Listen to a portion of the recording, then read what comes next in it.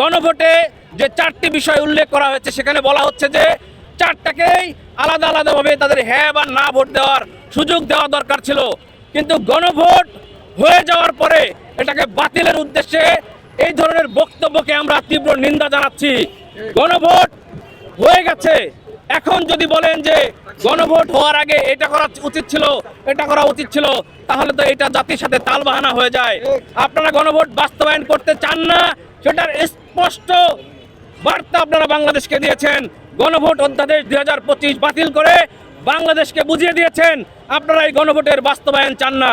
গণভোটের বাস্তবায়ন হলে এই বাংলাদেশে আপনার প্রপোর্শনাল সিস্টেমে উচ্চকক্ষ গঠিত করতে হবে, সেটা আপনারা চান না।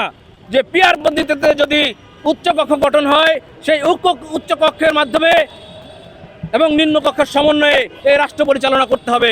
আপনারা সেই সিস্টেমটা বাংলাদেশে চান না। পাঞ্জাবের জগতে একটি বিশ্বস্ত নাম শাবাব এথনিক ওয়্যার।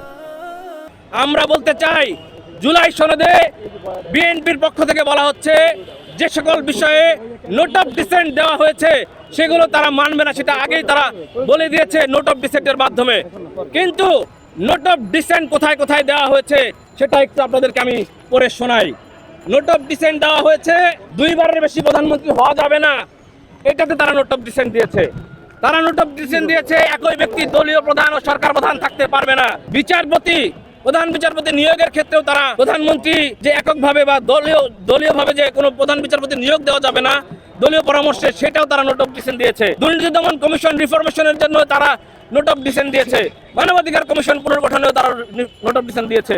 সংবিধান সংশোধনে গণভোট, এটাতেও তারা নোট অফ ডিসেন্ট দিয়েছিল, কিন্তু তারা ফাইনালি তো গণভোটে সম্মত হয়েছে, সে অনুযায়ী তো গণভোট অনুষ্ঠিত হয়েছে। কিন্তু এখন গণভোট বাস্তবায়ন অধ্যাদেশ বাতিল করে তারা জুলাইয়ের বিপক্ষে অবস্থান নিয়েছে।